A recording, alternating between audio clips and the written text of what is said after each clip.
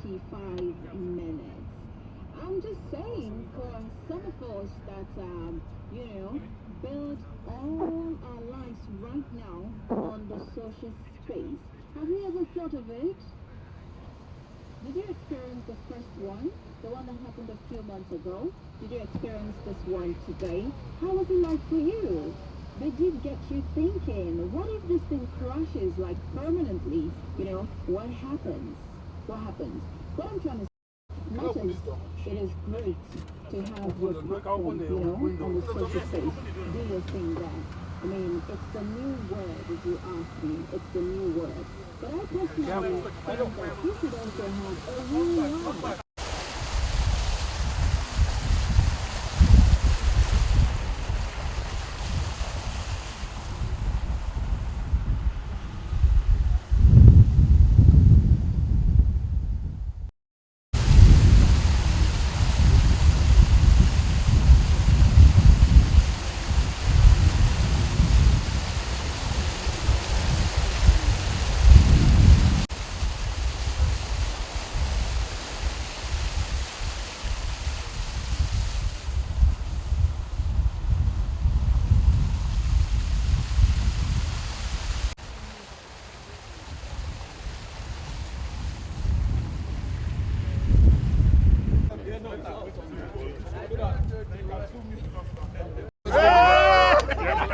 Good to see you. Well done.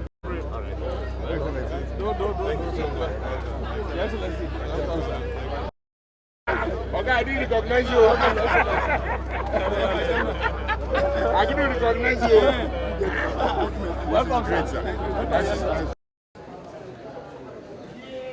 Shall we please rise as we receive their excellencies?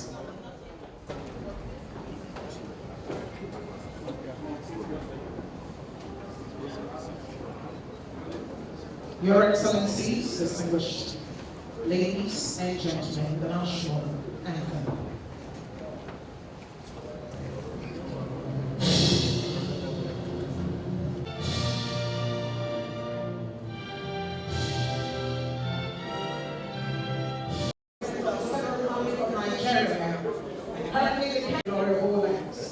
May I recognize these acting chairman of the board of trustees of the PDP.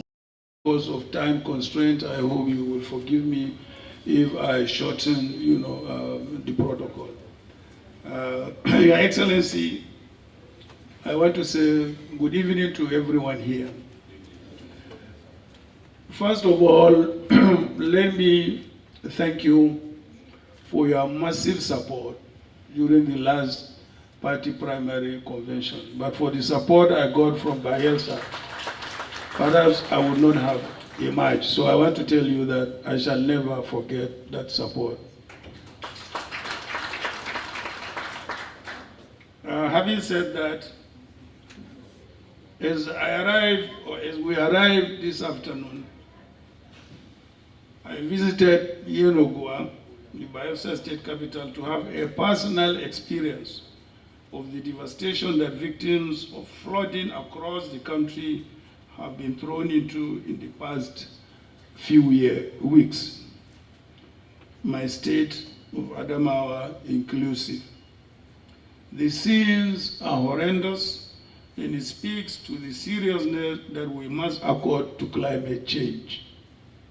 Climate change is real. The experience that I witnessed in Bayelsa is as disheartening as what have been reported elsewhere across the country. In all the places with such experiences, it is a story of human trauma under the spell of the flurry of nature.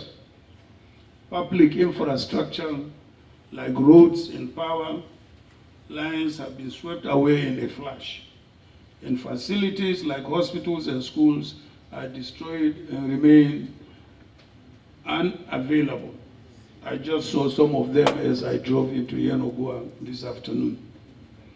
Altogether across the country, it is reported that more than 600 lives have been lost, with more than 2 million people displaced. People who are lucky to survive these floods have lost their belongings and need every ounce of help that they can get from government, non-governmental charity institutions, and private donors. I commiserate with all the victims who have lost their lives and pray that Almighty gives us the strength to overcome. Permit me to take this sober moment to send my personal commiserations to President Jonathan for the specific manner his flood affected him in his home. These incidents are unfortunate. Those who happen to become victims of it did not envisage such destruction. Nothing is too big or too small to give a show of empathy with them. While we continue to advocate for charity in helping of the victims, I want to reiterate my earlier call for the federal government to immediately launch an independent flood disaster relief fund that will provide succor to the victims of the floods. On my part, and on behalf of my family, I wish to announce a donation of 50 million to the fund. It is a national emergency relief fund, similar in scope to what was initiated during the COVID-19 pandemic. And to that end, I wish to call on my friends and associates in the corporate world and in private capacities to join me in this cause. I also wish to call on governments at all levels to immediately activate measures to forestall the food shortages and further increment in the already high cost of food that are bound to rise from the loss of hundreds of thousands of hectares of farmlands.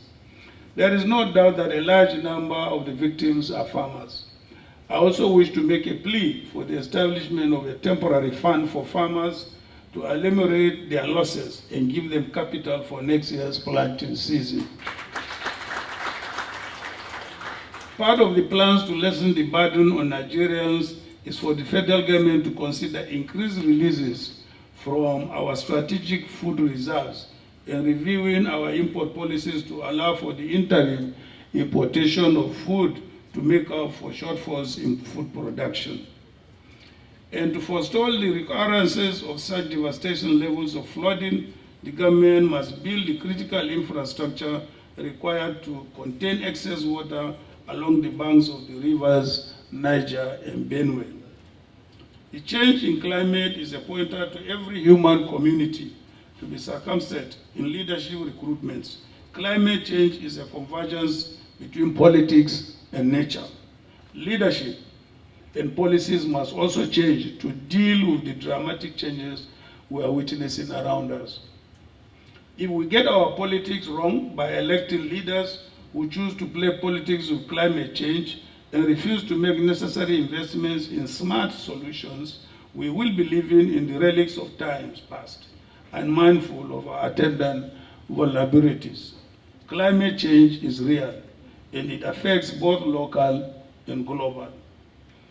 If elected as president in the presidential elections next year, I shall commit to completing the Dadin Hausa Dam in Adamawa State to manage the releases of excess water from Lagdo Dam in the Cameroon Republic. I shall also commit to working with state governments like Bayelsa to build the required flood management infrastructure, such as levees and dikes in key locations in the Niger and Benue basins. The dredging of the rivers and estuaries through which inland waters empties into the sea will help in stemming flooding in the Niger Delta areas. Our government, PDP, if given the opportunity, will retool our disaster awareness apparatus, such as the Nigeria Meteorological Agency and the Nigerian Hydrological Services Agency, to better forecast disasters and give the warning signals required to activate our national emergency response protocols. This retooling will also include the reform of the National Emergency Management Agency to ensure that it anticipates and responds to disasters such as this more efficiently than it did in the current situation. Our PDP government will ensure that we are never again this badly prepared or lacking in the infrastructure and response protocols to forestall devastation of this nature from natural disasters like this. Thank you, Your Excellencies, for listening, and wish to remind you to always remember victims of this flooding, both in your prayers and in your acts of charity. Let me take this opportunity to thank the Governor of Bayelsa State for rallying the machinery of government to support the people in distress for making our today's visit possible. Let me also commiserate with the family of the late footballer who died rescuing other victims of the disaster. I have a plug here which is called Atiku Bravery Awards. This Bravery Award is presented posthumously to Mr. Ernest Powell, and his son is here.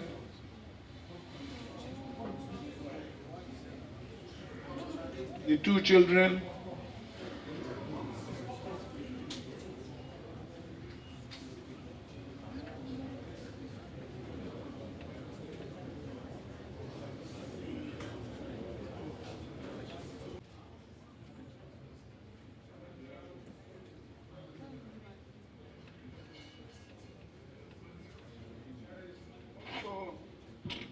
Scholarship granted to the two children he has left behind. This scholarship will educate them up to university level. God bless them.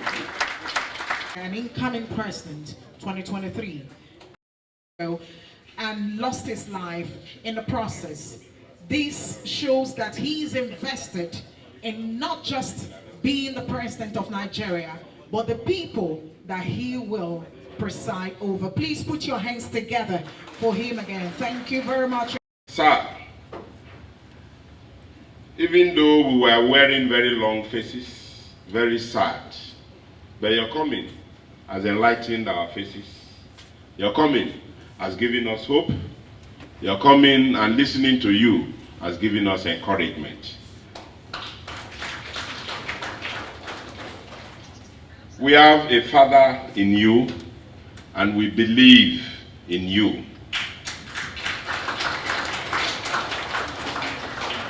You have talked to us as a father. You have talked to us, even not more like a presidential candidate, more like the President of the Federal Republic of Nigeria.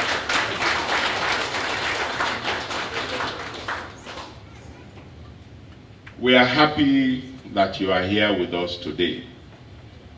For the past 3 weeks, Your Excellency, we have been under this siege. All homes flooded. Economic activity to a standstill.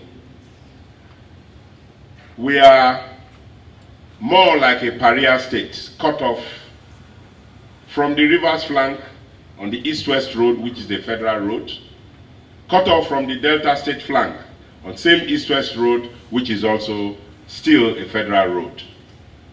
And so the only thing we have is our maritime domain.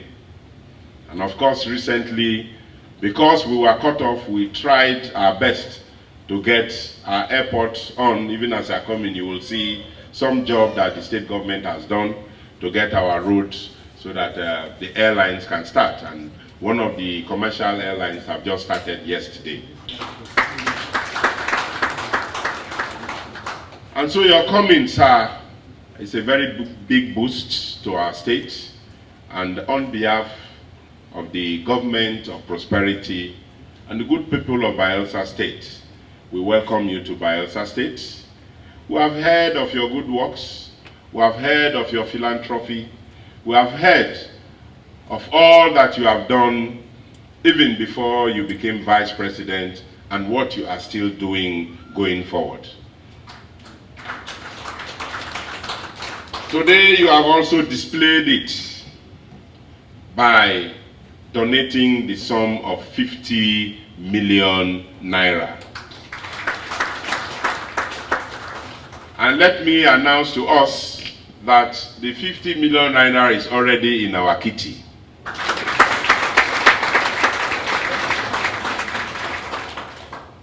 And that shows that our father, our leader, our candidate is not playing politics with the lives of people. We have had people who come in here to pledge, and then they turn it to the governor has received donations. For an ordinary pledge that they gave to the governor, the next thing I saw is that the governor has received donations. But here today I can confirm to you that we have, as a government, received 50 million naira from His Excellency, our presidential candidate, and that money will go into the Bayelsa State flood account. And Your Excellency, we can assure you that every kobo being spent will be accountable, and we will make those accounts public to Nigerians and to you.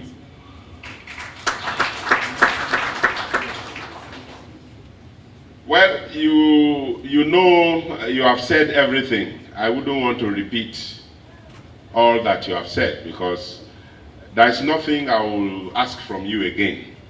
My prayer is that come February 2023, you are declared as the President of the Federal Republic of Nigeria.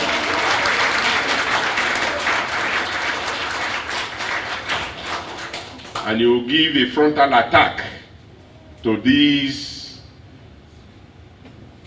problem that looks like it is insurmountable.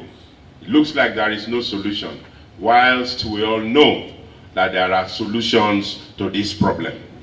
It is not intractable. It is a problem that we, as a government, federal and state working together, will give a solution, a permanent solution. And you have said it all.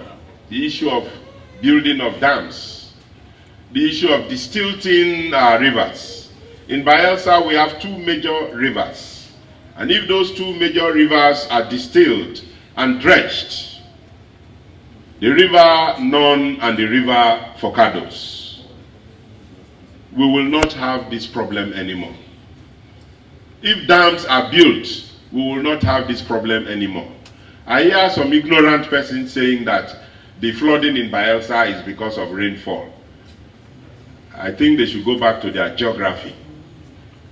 There is nothing like that, that flooding is caused by rainfall in Bayelsa. That person should go back to elementary geography. We know that our basic problem here is the waters that are released from the dams and the climate change across the world, not rainfall. And you have said it, you have highlighted it in your address. I don't want to belabor that fact. Your Excellency, our people are very resilient.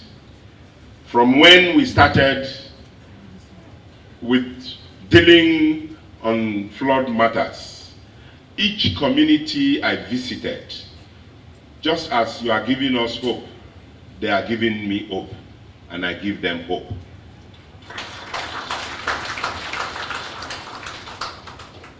Inside the hunger of no food, of nowhere to lay their heads, some sleep by the roadside. If we're able to provide tents, it can't go around all of them. Some sleep inside of their canoes and their boats. And as I keep saying, the last time I checked, I still believe that Bayelsa State is a federating unit in the Federal Republic of Nigeria, not in the Republic of Cameroon, not in Niger. And Bayelsa State still lays the golden eggs. Bayelsa State is the first state that gave Nigeria the status of an oil-producing state. Bayelsa State still has abundant gas, much more than oil, going forward, even though oil is becoming globally an extinct commodity. and there is a movement towards gas and other cleaner energies. Bayelsa State still has the highest gas reserves in this country. And for a state of this nature, going through what it is undergoing currently, and we have called, we have written letters, and the response is yet very slow, giving us another committee for 90 days, for another 3 months.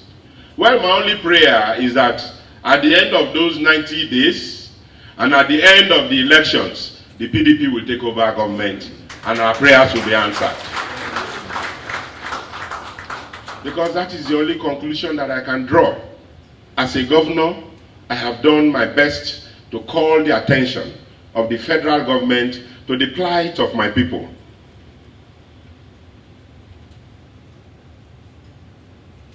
However, as I told them in Oporoma today, whether we are supported or not, we will not die.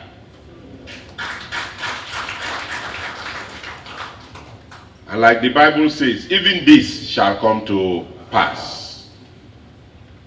And so, Your Excellency, permit me, even if I go emotional at times, because when I go around to see the people that voted for me, the people that has kept me in this office, and the way they are living in very inhuman conditions, I can't help but to go emotional at times. But one thing I will assure you, Your Excellency, is that this is a PDP state.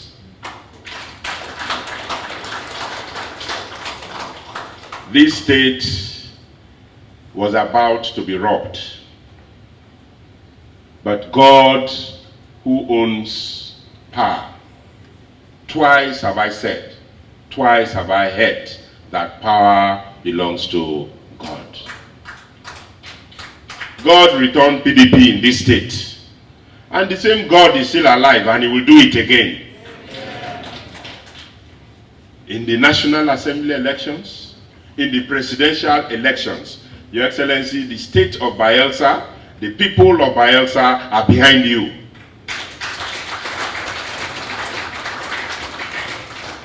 We have no doubts in our mind that the leadership of this state and the government of this state will deliver Bayelsa State to the People's Democratic Party. But there will be time for that. Today is not the day for that. You have come to heal wounds. You have come to commiserate with us. You have come to empathize with us. And our joy knows no bound. That a father has come. A father has played his role as a father. This role, I thought, our father, the federal government, would have even played long before you came. But you have come, the first presidential candidate to drop the sum of 50 million naira to victims who are still suffering. Not only that, you recognized the footballer who saved lives. He saved life number 1, life number 2, number 3, 4, and the 5th one, he sacrificed his own life. In the immediate past Governor's Cup, he was a top joint scorer in the Governor's Cup competition. You recognize that fact, and you have come not only to give him a posthumous award, but also to give scholarship to his children. On behalf of a grateful family and state, we again say thank you. And let me also announce that a friend of this state, Alhaji Musa Bello, because of what you have just done, has also awarded scholarship to the 2 children of the late footballer.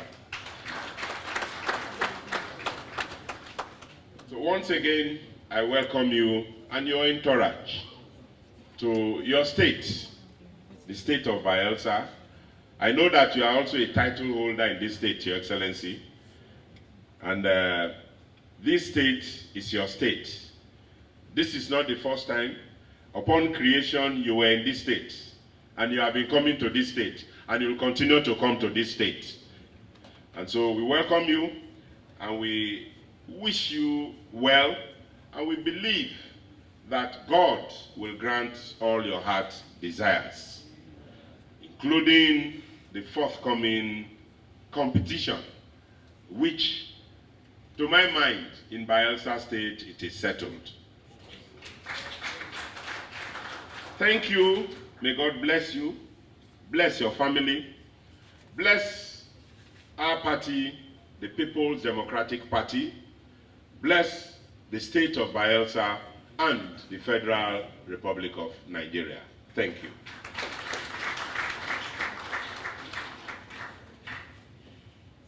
Thank you very much, Your Excellency, distinguished Senator Doyediri, the miracle governor of Bayelsa State. Passion is one thing that cannot